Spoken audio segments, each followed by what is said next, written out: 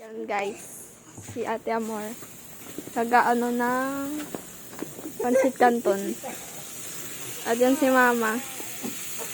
Nagluluto ng... Anong luto yan? Adobong manok. Adobong manok.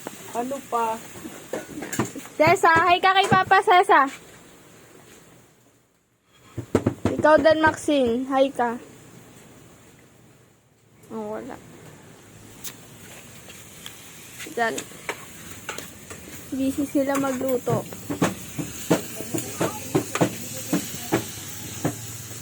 Adobong manok ang ulam. Pansit canton, almusal pa yung konti. Mag-almusal sila. Dagdagan mo.